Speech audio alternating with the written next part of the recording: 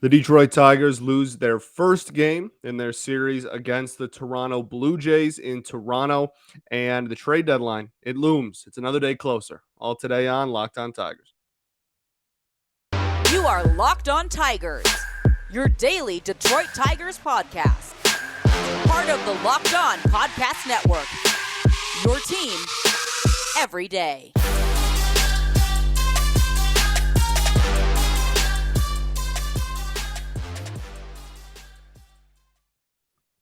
What is up, everybody? Welcome back to another edition of Locked On Tigers. I'm, of course, your host, Scott Bentley. Today is Friday, July 29th, 2022.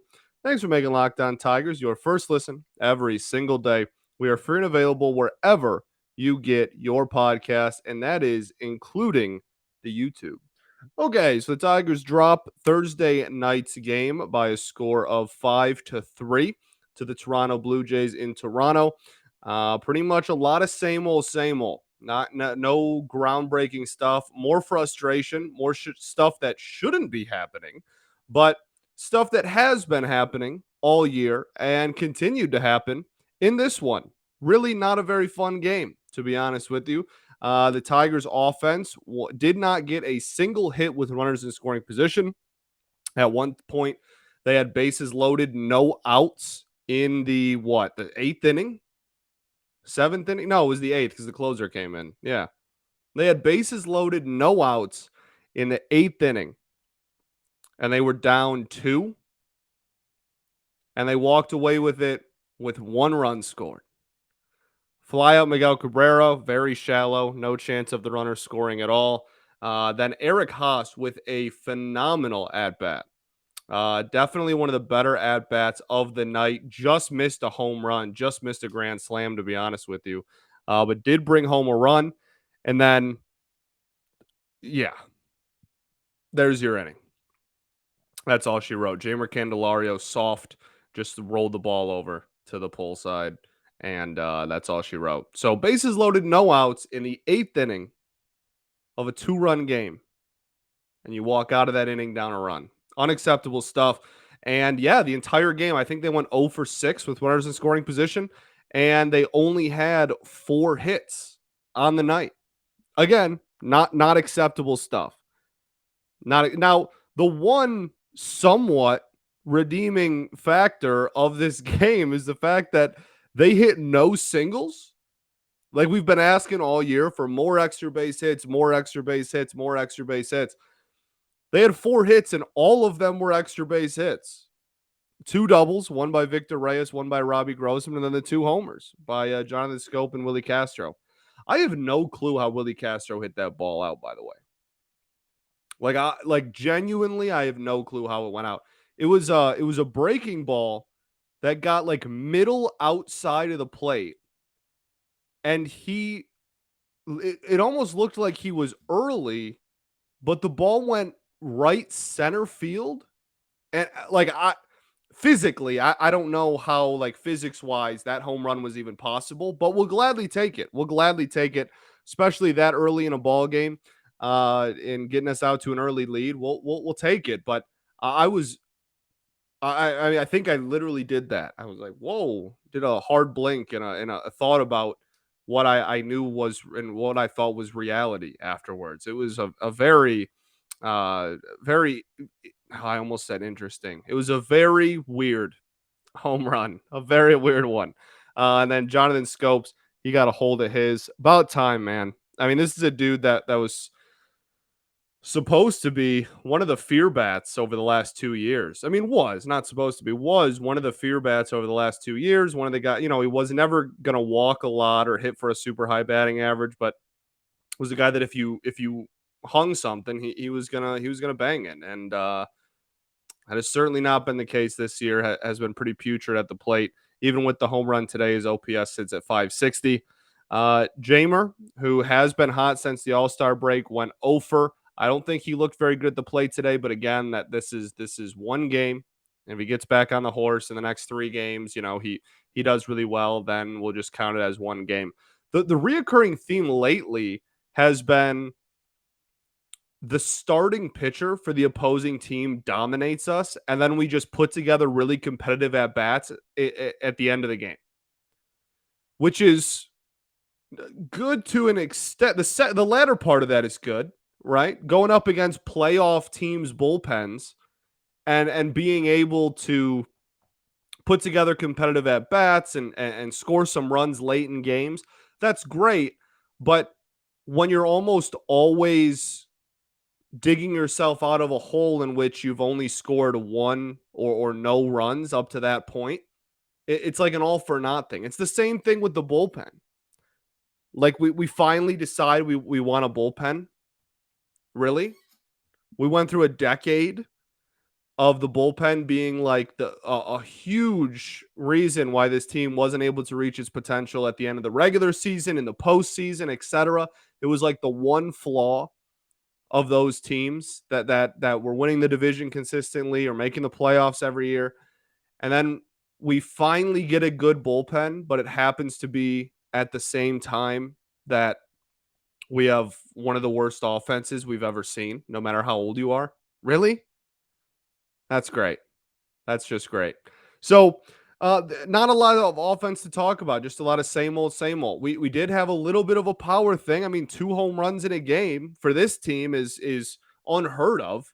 So at least we were able to somewhat put get have a power surge. I guess. I mean, we had 4 hits. Like half of them were home runs, though. I don't know. Like it was a weird game, but it just same old, same old. And really, the biggest problem I had with this game, and which most people had with this game, was the defense was absolutely brutal. The defense was, and that's the thing that this year has been so dumb for so many reasons. But I think the like beating yourself and the defense that continues to just shoot itself in the foot, that's a something that we didn't see last year. This was a well-oiled machine. They weren't the most talented bunch, and they didn't even go 500.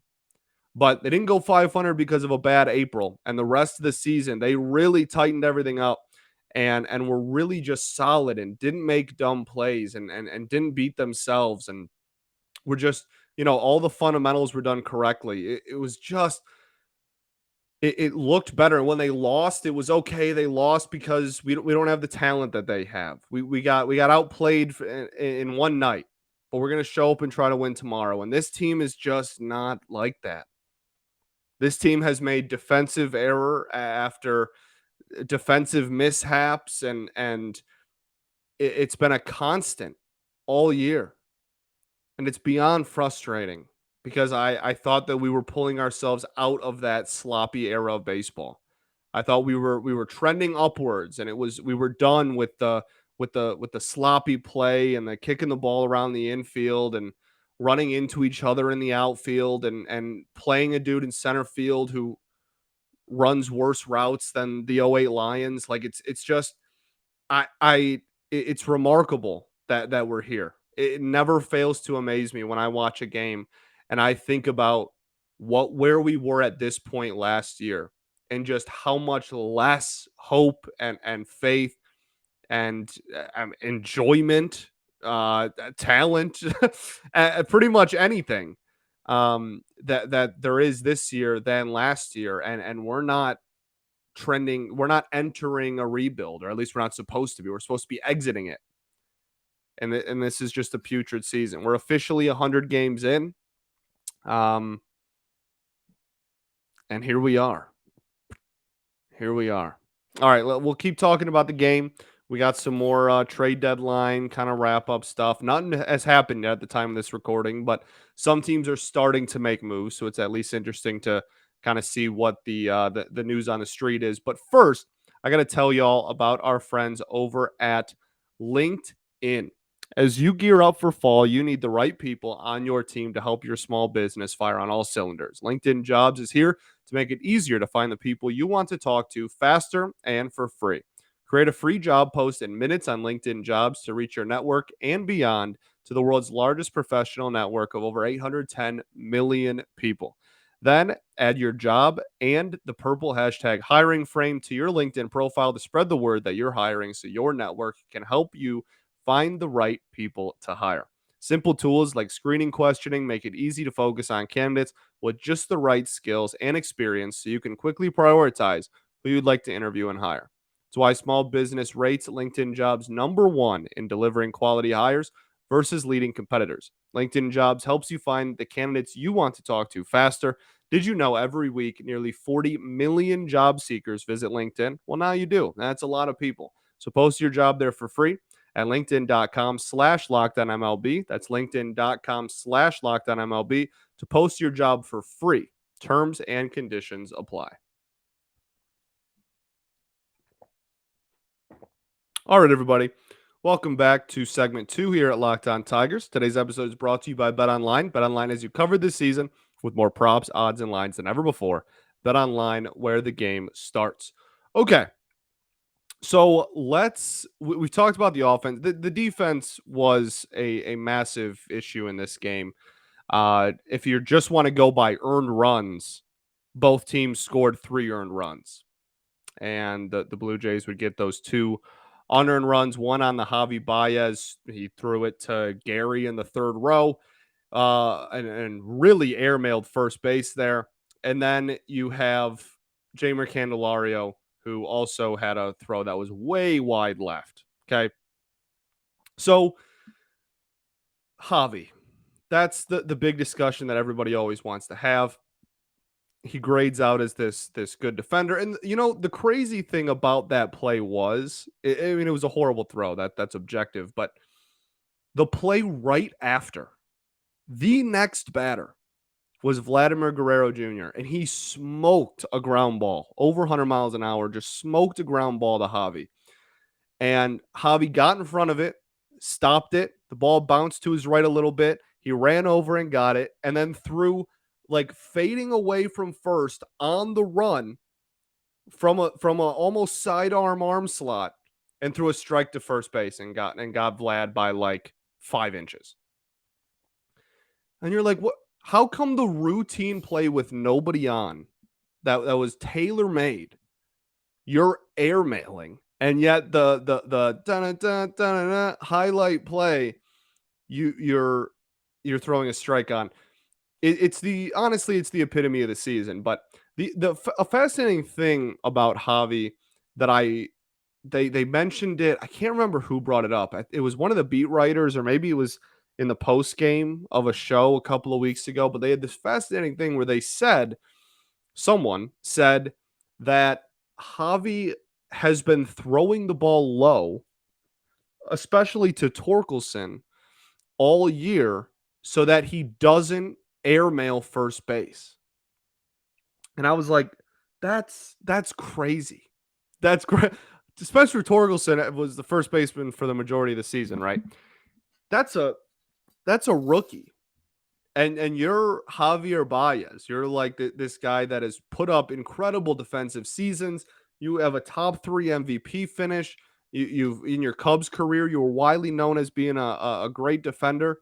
And like the throwing errors have always kind of been there, to be honest with you. It's not a new thing, like a Tigers curse thing. That's not like a new thing. He's always, I don't know why my nose just got so itchy. But the throwing errors have always been a thing with him. It's fascinating to hear that with a rookie on first base, he was like, I would rather spike this ball into the dirt and just make whoever is at first just work for 9 innings. Because then if I miss high, it's right at the chest, and it's not that big of a deal.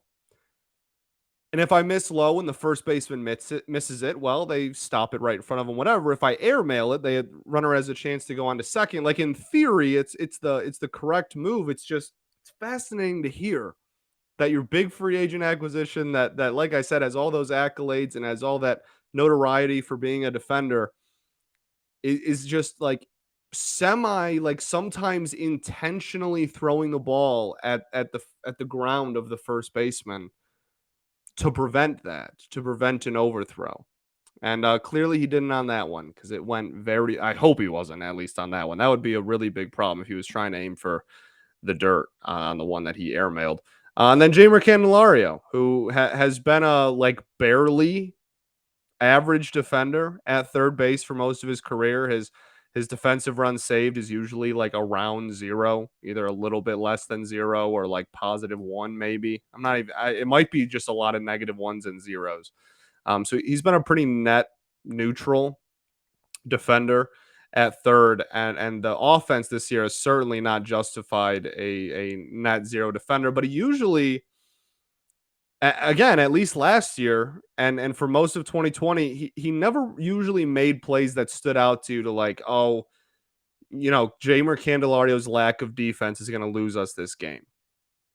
This year, that's happened a plethora of times, and it's beyond frustrating, as a lot of things with this team are. But I don't understand. I don't understand anything about this team. I don't understand how all of this can be happening at the same time.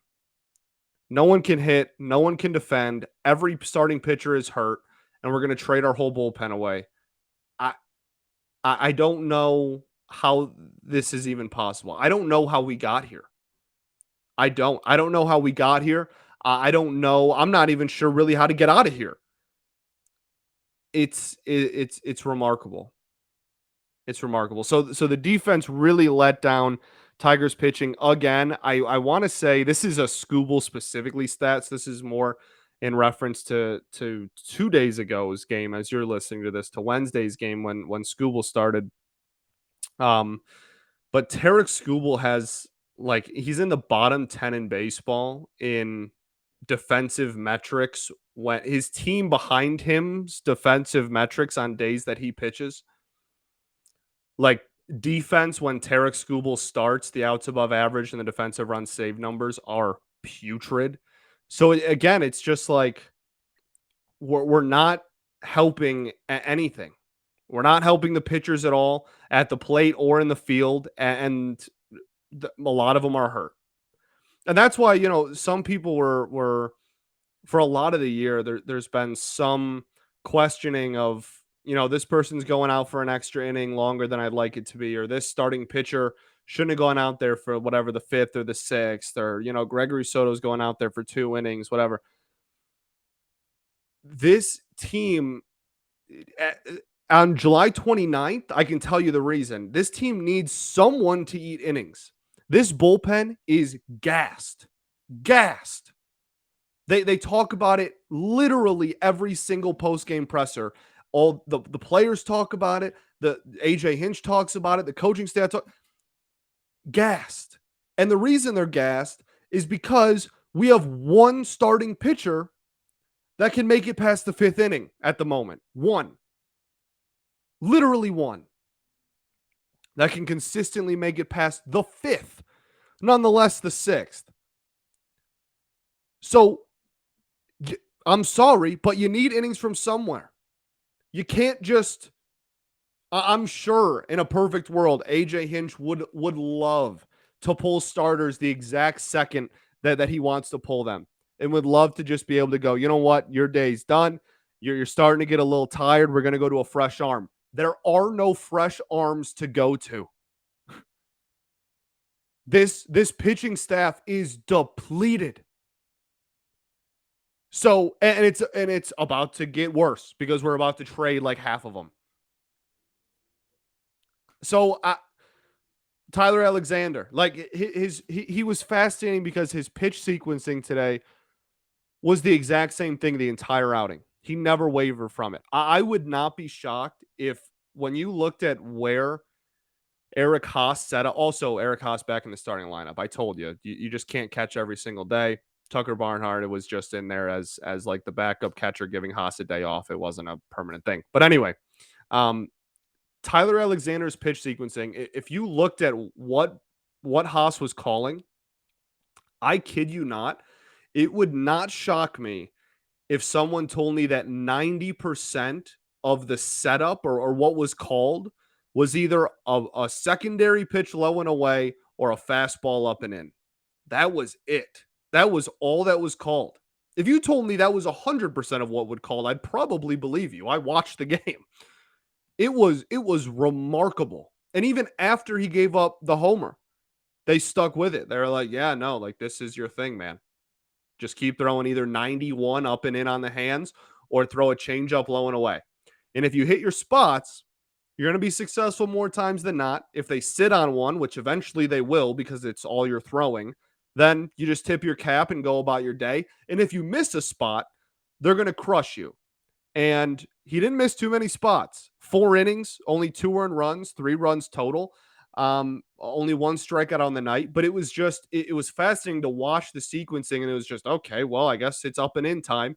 Oh, that one was fouled off. All right, let's go back low and away. Oh, that one was a ball low. Well, back to up and in. I guess like it wasn't exactly in every other thing, but that's all that was called. And so that's eventually he gave up the homer. He was starting to slip. Like the command started getting worse. He had only thrown like 3 and a third. What you want to go to the pen? That no, yeah. Again, the gassed. All of them gassed. Used like crazy. And tonight you used 4 relievers. So you didn't exactly help the situation. Like I said, man, like I'm sure that in a perfect world, the coaching staff would love to pull people right when they wanted to pull them and right when they saw the first the first sign, and no matter how small, of like starting to slip a little bit. But unfortunately, we are not in a position where we can do that. We have to see if dudes can just give us innings. We have to let dudes try to work through jams. We have especially starters, or else we're going to have no one to pitch. We're going to have a whole bullpen of dudes who have pitched in the last 48 hours. Unbelievable. All right, we'll get into the rest of the game and some of the trade deadline stuff that we're hearing. But first, I got to tell you all about our friends over at betonline.net. It's the fastest and easiest way to check in on all your betting needs. Find all your favorite sports events at the #1 online source for odds, lines, and games. Find reviews and news of every league, including Major League Baseball, NFL, NBA, NHL, combat sports, esports, and golf. BetOnline continues to be the top online resource for all your sports wagering information. From live in-game betting, scores, and podcasts, they have you covered. Head to BetOnline today or use your mobile device to learn more about the trends and the action happening today. BetOnline, where the game starts. All right, everybody. Welcome back to our third and final segment here. I don't know why my nose is so itchy right now. Of Locked On Tigers. So we talked about the defense. We talked about the pitching. Alexander was fine. 4 innings is his first start. Like, you need to stretch him back out. He's been in the bullpen all year at the major league and the minor league level. Couldn't have asked him to go too much more than what he did. But at the same time, you needed him to go at least, 3 or 4 innings. And that's what he was able to do. Will Vest, I thought, looked really solid. The best stuff I've seen from Will Vest in a while. The command was still a little shaky at times, but I was pleased with it. Angel DeJesus, we're going to skip for now. Jose Cisnero, thought looked solid. The velocity continues to go up and up and up a little bit. And then Alex Lang had absolutely no command. He had no command whatsoever of the fastball specifically. That the heater, the crazy sinker thing he throws. There was little to no command of that pitch. The curveball is just such a crazy swing and miss pitch that if he just throws it low and gets it in the general vicinity of low, then most people are going to swing through it. So that worked well. He did hang one of them that was hit pretty hard, but for the most part, like whatever. But that sinker, the command on the sinker was really brutal, and led to a walk. And then obviously the Candy thing happened, another unearned run, whatever. Angel DeJesus, okay. He goes 1 in the third, 4 hits, 1 earned run, no walks, 2 strikeouts. I thought Angel DeJesus, his stuff looked fantastic. I really liked his stuff, and the command was very far from perfect. And the command is, at the end of the day, what led to this, what will be looked at as not a very strong outing. 4 hits in an inning and a third. But I thought the stuff was good. I think the stuff will play at the major league level. It's just a matter of getting the command down, which is I know you're tired of hearing that because we've said that about so many players, but at the end of the day, a lot of these dudes are failed starters. And if they had pinpoint command, they wouldn't be moved to the bullpen in their early mid-20s, right? So um, I think his stuff will play. I think there's something there. And I'm kind of excited for post trade deadline when we inevitably trade guys like Fulmer and or Jimenez and or Chafin. And he is absolutely going to get one of those spots. He's already up now when they're all still on the team, right? So, well, Chafin is like half on the team, but you get the point. So I think that he is definitely a guy that's going to get a lot more innings in the post trade deadline reality of this team, the post trade deadline version of this team. And I'm okay with that. I thought the slider has great movement. The sinker has a lot of movement too. He just didn't locate it very well. Belt high on the inside half of the plate there for that Matt Chapman home run that he gave up. But I think his stuff will play. I was pretty pleased with how he looked in this one at the end of the day. So there's your game. The update on the trade deadline front. There isn't too much to talk about, but it sounds more and more like the Scooble thing was a we will listen to trades. And this is, I think most people at least understood that this is kind of what it always was. That it was a we will listen. We're not going to hang up the phone and laugh in your face if you call us and say, hey, we want to throw an offer at you for Scooble. They're going to listen to, again, this team is 20 games under 500, right? You should probably be listening to calls on everybody because you're 20 games under 500. So they're going to listen to calls on everybody, but that doesn't mean that it's likely that he's moved. And every day I become a little more and more convinced that he's probably going to stay and that Scooble isn't going anywhere and that the asking price for him would be astronomically high, as it should be. And at the end of the day, the market sets the value of the player. And if their market does not set a value that is of the Tigers' agreement or standard, I guess I should say, then he's not going to go anywhere. So I don't think, like I've said on the last couple of shows, him staying is absolutely the heavy favorite. The only reason that it was being talked about was because they confirmed that they are listening to offers on him. Again, you should be listening to offers on probably everybody. So that there's the Scooble update. As far as what to do with the bullpen, I am pretty much 100% certain that Michael Fulmer is getting moved. And right under that is Andrew Chafin. Very confident that Chafin's getting moved. Under those two, in a category somewhere in between Gregory Soto and those two, is Joe Jimenez. I think that Joe is significantly more likely to be moved than Greg. I don't think Greg is likely. I think Greg is minus money to stay. But I do think that Greg has a better chance to be moved than Tarek. You know what I mean? It's all if we're ranking everything, right? So yeah, I think that it's though Fulmer and Chafin are in a league of their own of like near guarantees. And then after that, you get Joe, who I think he's like right on the cusp there. He's like he's a 50-50 to me. He could really go either way. You could convince me that he's definitely going to get traded. You could convince me that they're going to hold on to him and try to get another year out of him. But I guess if I had to bet, I would say that Joe very slightly favored to get moved, and then way down, well, not way, but pretty comfortably lower than those three is Greg, who I think is favored to stay.